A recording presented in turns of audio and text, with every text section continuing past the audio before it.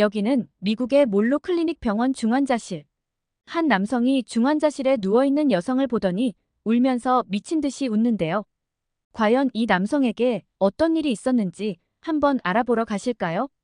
구독과 좋아요를 눌러주시면 영상 제작에 큰 힘이 됩니다. 안녕하세요. 저는 미국 뉴욕 브루클린 출신의 제임스라고 합니다. 30살의 나이에 IT 회사에서 소프트웨어 엔지니어로 일하고 있죠.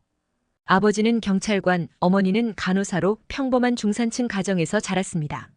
저는 컴퓨터를 좋아해 명문 MIT를 졸업하고 실리콘밸리에서 커리어를 쌓았죠. 일에만 몰두하던 저에게도 드디어 봄이 찾아왔습니다. 그날도 여느 때와 같이 퇴근길에 즐겨가던 펍에 들렀는데 우연히 옆자리에 앉은 금발의 미녀가 눈에 들어왔어요. 제시카였죠. 엄청난 미모에 넋을 잃고 바라보고 있던 저를 향해 그녀가 먼저 웃으며 말을 걸어왔습니다. 이렇게 저희의 인연이 시작되었죠. 매일 저녁 술자리가 이어지면서 금세 가까워졌고 서로에 대한 강한 끌림을 느꼈어요. 제시카는 자유로운 영혼의 소유자 같았죠. 패션 디자이너로 일하며 열정적으로 살아가는 모습에 매료되었습니다. 사랑에 빠진 저는 한 달여 만에 제시카에게 동거를 제안했고 그녀도 기쁘게 수락했어요. 둘만의 보금자리를 마련하고 행복한 나날들이 시작되었죠. 아침에 눈을 뜨면 사랑하는 사람의 모습이 제일 먼저 보이는 기분. 정말 꿈만 같았어요. 퇴근 후엔 함께 저녁을 만들어 먹고 영화를 보러 가거나 친구들과 더블 데이트를 즐기곤 했죠.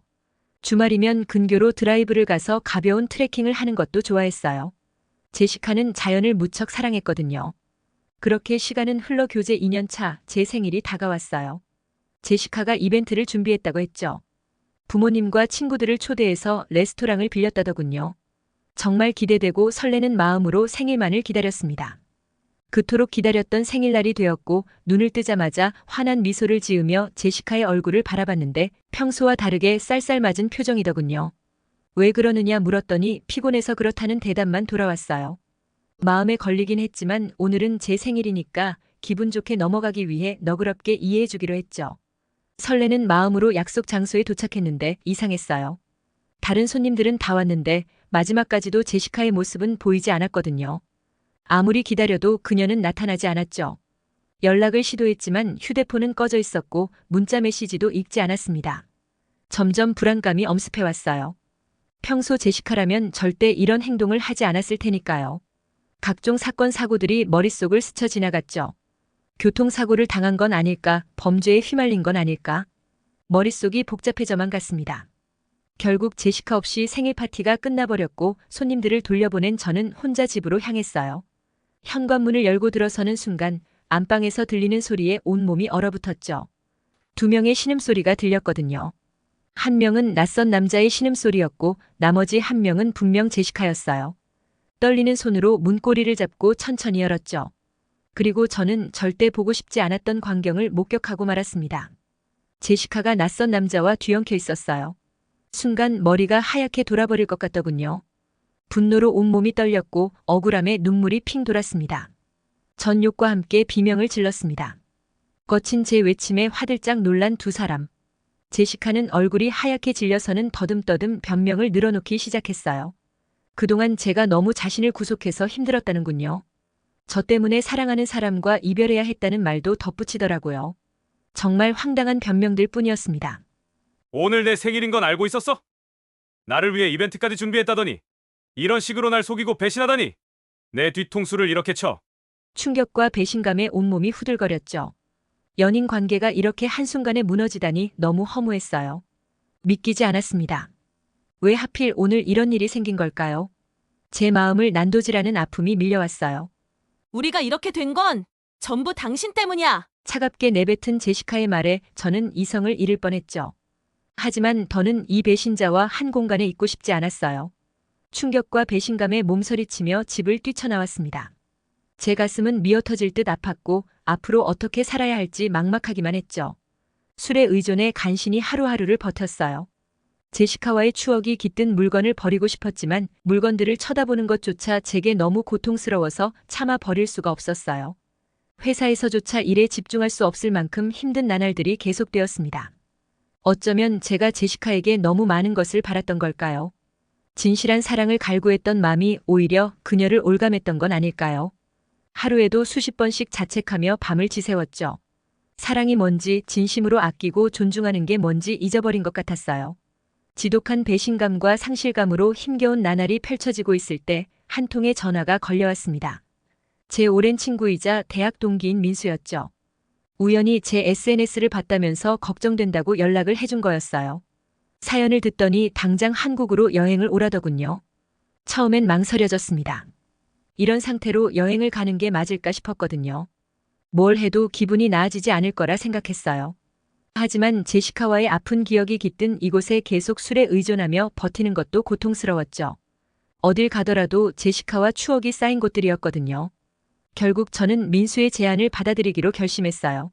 저를 위해 비행기표까지 끊어준 민수의 제안을 거절할 수 없었습니다. 캐리어 가방을 붙잡고 인천공항에 도착했을 때 민수가 활짝 웃으며 절 반겨주었어요. 따뜻한 그의 미소를 보자 왠지 모를 안도감이 밀려왔습니다. 저도 모르게 펑펑 울고 말았답니다. 민수의 따뜻한 배려 덕분에 한국에서의 시간은 정말 행복했어요. 그와 함께 경복궁, 남산타워, 그리고 광화문, 광장 등 서울의 명소들을 둘러보며 즐거운 추억을 쌓을 수 있었죠. 민수의 친절함과 세심한 배려에 감사했습니다. 이국적인 분위기 속에서 한국의 전통과 현대가 공존하는 모습을 발견할 수 있었어요. 특히 경복궁의 웅장한 모습과 아름다운 한옥 건물들은 절로 감탄사가 나오게 만들었죠. 남산타워에 올라 서울의 전경을 내려다보는 것도 잊지 못할 경험이었어요. 선선한 바람을 맞으며 도시의 야경을 감상하는 것은 마음을 평온하게 만들어 주었답니다. 시간이 흘러 어느덧 한국에 온 지 3주가 지났을 무렵 제시카에 대한 아픈 기억이 조금씩 잊혀져 갔어요. 민수와 함께한 소중한 시간 덕분에 마음의 상처를 어느 정도 치유할 수 있었던 것 같아요. 덕분에 여전히 고통스럽긴 했지만 제시카와의 이별이 남긴 상처는 조금씩 아물어가고 있었어요. 하지만 현실로 돌아가야 할 시간이 다가왔어요. 회사에 복귀해야 했기에 미국행 비행기에 몸을 실어야만 했죠. 공항으로 향하는 내내 한국에서의 추억들이 주마등처럼 스쳐 지나갔어요. 짧지만 의미 있었던 시간들을 되새기며 아쉬운 마음을 달랠 수밖에 없었어요. 비행기에 오르기 전 민수와 끈끈한 포옹을 나누며 헤어졌죠. 이제는 혼자 회복해야 한다는 점이 걱정되었지만 그래도 상처가 많이 아물었기 때문에 괜찮을 거라고 생각했어요. 돌아온 미국에서의 생활은 결코 쉽지 않았어요. 제시카와의 이별이 남긴 상처가 완전히 아물기 전에 일상으로 돌아가 적응해야 했으니까요. 가끔 과거의 기억이 떠올라 마음이 무거워지는 날도 있었지만 꿋꿋이 제 삶을 살아가고 있었어요. 회사 업무에 집중하며 바쁜 나날을 보냈고 동료들과의 관계도 점차 회복되어 갔죠. 그렇게 6개월이라는 시간이 흘렀을 때였어요. 평소와 같이 퇴근을 하고 있었는데 회사 앞에서 누군가 제 이름을 불렀어요. 익숙한 목소리였고 고개를 돌리자 저 멀리서 제시카가 서 있더라고요. 순간 머릿속이 하얘졌어요. 대체 그녀가 왜 여기에 있는 거죠? 귓가에 웅웅거리는 소리만 들릴 뿐 아무 생각도 할 수 없었습니다. 제시카는 환한 미소를 짓더니 슬그머니 제 옆으로 왔어요. 보고 싶었어, 제임스. 널 찾느라 여기까지 왔다고. 날 용서해줄 수 있어? 도무지 믿기지 않는 말들이 쏟아져 나왔죠. 왜 저한테 다시 접근하는 건지 이해할 수 없었어요. 분노와 혼란스러움에 휩싸인 저는 그 자리를 벗어나려고 했습니다. 잠깐만. 제발 내 말 좀 들어봐. 사실 난 임신했어. 제임스, 네가 아빠야. 날 떠난 후로 계속 후회하고 있었어. 네가 정말 날 사랑해줬다는 걸 깨달았다고. 우리의 아이를 위해서라도 다시 시작하고 싶어. 제발 내게 기회를 줘. 제시카의 말에 그만 다리에 힘이 풀려버렸어요. 정신이 아득해졌죠. 심지어 갑자기 나타나선 제 아이를 임신했다니요. 사기꾼 같은 그녀의 말을 곧이곧대로 믿을 순 없었지만 혹시나 하는 마음에 저도 모르게 그대로 주저앉고 말았습니다. 절 버리고 떠났던 그 입으로 무슨 뻔뻔한 소리인가 싶었지만 저도 모르게 그녀의 눈물에 마음이 흔들렸어요. 사실 제시카와 이별한 후로 밤마다 눈물 짓던 제 모습이 떠올랐거든요. 아직 그녀에 대한 미련이 남아있던 걸까요? 간신히 정신을 차리고 함께 근처의 공원으로 향했어요. 서늘한 밤 공기를 마시며 조용히 귀를 기울였죠. 제시카는 절 떠난 후 깊이 후회했다고 하더라고요. 제가 자신에게 얼마나 소중한 존재였는지 깨달았다나요. 이별의 아픔에 술로 세월을 보내다 우연히 아이를 가지게 되었다는 사실을 알게 되었는데 그게 바로 저와의 아이라는 거예요. 갑자기 너무 많은 일들이 벌어져서 힘들었지만 그래도 제시카의 말을 믿어보기로 했어요. 사실 전 늘 가정을 꾸리고 싶었거든요. 어린 시절부터 아이들을 무척 좋아했었죠. 제 심장이 미친 듯이 뛰기 시작했어요. 아이의 존재가 잊혀졌던 사랑을 다시금 불러일으키는 것 같았습니다. 제시카의 진심 어린 사과에 결국 마음의 문을 열고 말았죠. 그녀의 손을 꼭 잡으며 속삭였어요. 그렇게 전 제시카와의 재결합을 선택했고 새로운 보금자리를 준비하기 시작했어요. 제시카의 뱃속에서 자라나고 있을 아기를 위한 예쁜 아기용품도 하나둘씩 장만했죠. 처음엔 둘 사이가 어색하고 조심스러웠지만 시간이 흐를수록 예전의 사랑이 조금씩 살아나는 것 같았습니다. 그러던 어느 날 제 일상에 다시금 그림자가 드리워졌어요. 회사에서 동료들과 회식을 하고 돌아오는 길에 한 통의 전화를 받았거든요. 병원에서 걸려온 전화였어요. 제시카가 계단에서 굴러떨어져 크게 다쳤다는 내용이었죠. 놀란 가슴을 안고 병원으로 달려갔어요. 제시카는 중환자실에 누워 있었고 안타깝게도 유산되고 말았다는 의사의 말에 천둥 같은 충격을 받았습니다. 하지만 그 충격도 잠시 의사의 말을 듣고 굉장히 혼란스러웠어요. 제시카의 뱃속에 있던 아기의 주수를 따져봤을 때 제 아기일 수가 없었거든요. 저희가 헤어진 날짜를 너무 정확하게 알고 있으니까요. 머리가 너무 어지러웠고 숨을 쉬기가 힘들었어요. 현실 감각이 떨어지고 있는 게 느껴졌고 이상하게 웃음이 나더라고요. 근데 눈에는 눈물이 흐르고 있었죠. 지금 당장 제시카에게 어떻게 된 건지 따지고 싶었어요. 하지만 제시카는 중환자실에 누워있는 상황이었기 때문에 따질 수 없었어요. 매일매일이 혼란의 연속이었고 하루빨리 진실을 알고 싶었죠. 시간이 흘러 제시카가 드디어 정신을 차렸고 중환자실에서 일반 병실로 옮겼습니다. 하나하나 제시카에게 따지기 시작했어요. 우리가 헤어진 날짜와 제시카의 뱃속에 있었던 아기의 주수를 바탕으로 어떻게 된 일이냐 따져 물었죠. 너무나 명확한 증거 앞에 제시카는 결국 이실직고하더라고요. 제시카의 입에서 진실을 전해 듣는 순간 제 머릿속이 정지된 듯 아무 생각도 들지 않았어요. 그녀의 사랑을 믿고 싶어 애써 눈 감았던 것들이 무너지는 순간이었죠. 결국 제시카는 저를 이용해 돈을 뜯어내려 한 것뿐이었습니다. 처음부터 끝까지 저의 진심을 농락한 거였어요. 억장이 무너지면서도 치밀어 오르는 분노를 주체할 수 없었죠. 하지만 이렇게 끝낼 순 없었습니다. 이 모든 사실을 밝히고 그녀를 응징해야겠다고 결심했어요. 이를 악물고 병실을 나와 곧장 경찰서로 향했습니다. 사기 혐의로 고소장을 제출했죠. 경찰 조사 결과 제시카는 저를 만나기 전에도 이미 몇 차례나 비슷한 사기 전과가 있는 상습범으로 드러났어요. 순식간에 구속영장이 발부되었고 법정에 서게 되었죠. 아이러니하게도 그녀는 유산 후유증으로 남은 인생을 휠체어에 의지해야 할 처지가 되었다고 합니다. 잔혹한 운명의 장난이라고 해야 할까요? 한때는 세상 무엇과도 바꿀 수 없던 사랑이었건만 결국 저에겐 치유하기 힘든 깊은 상처만 남겨주고 떠나갔습니다. 믿음이 무너진 자리엔 텅 빈 절망감만이 가득했죠. 이 모든 사건의 충격으로 저는 한동안 우울증에 시달려야 했습니다. 하루하루가 고통의 늪 같았죠. 술병을 놓을 날이 없었고 대인 기피증까지 생겨 사람들과의 만남을 피하게 되었어요. 더 이상 정상적으로 회사에 다니는 것조차 불가능하겠다는 생각이 들어서 회사를 그만뒀어요. 제 인생에 다시 봄날이 올까요? 무엇을 믿어야 할지, 어떻게 살아가야 할지 모르겠더군요. 그러던 어느 날 오랜만에 이메일을 확인하던 중 민수에게서 온 메시지를 발견했습니다. 연락이 잘 되지 않자 걱정하는 마음이 고스란히 전해지는 따뜻한 글이었어요. 다시 한국에 와보는 게 어떻겠냐는 권유도 빼놓지 않았죠. 한국에서 자리 잡을 수 있게 도와줄 테니 한국으로 오라고요.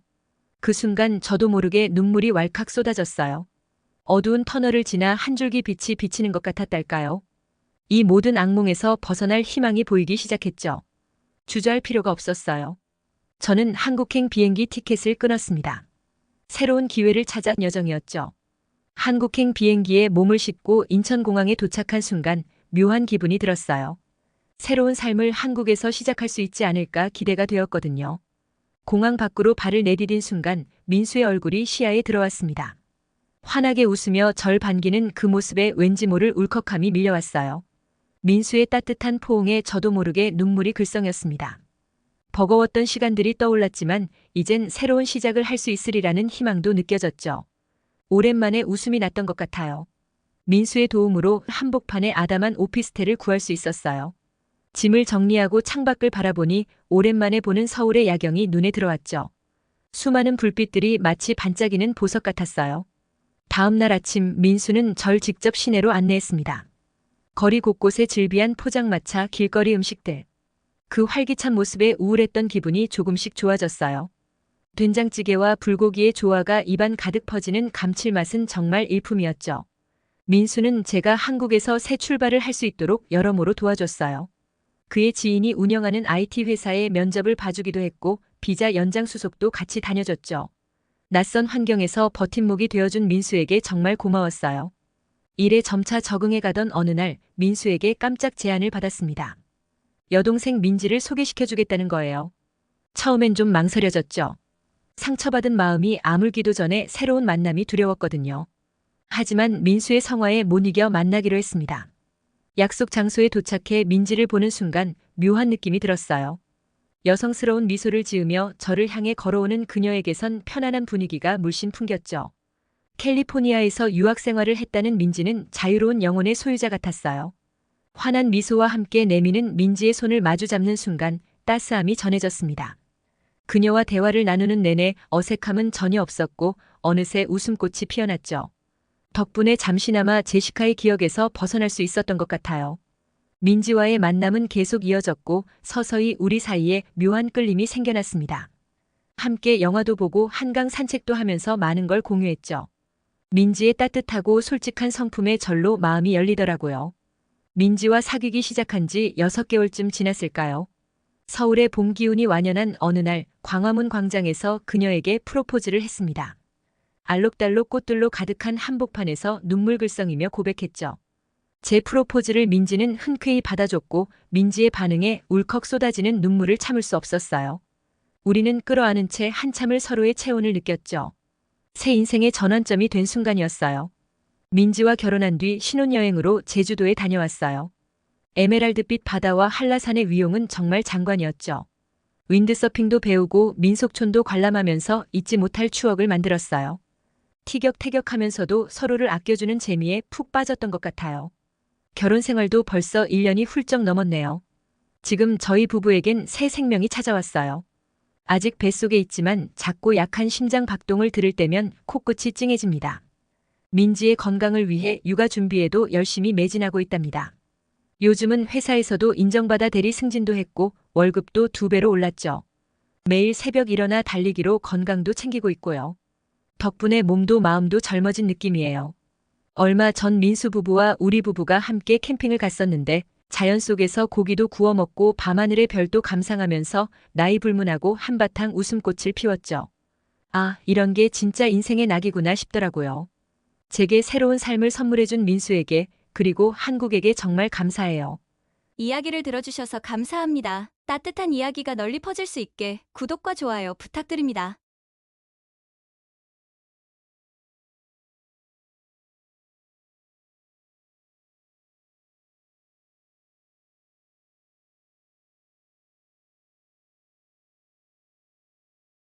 이야기를 들어주셔서 감사합니다. 따뜻한 이야기가 널리 퍼질 수 있게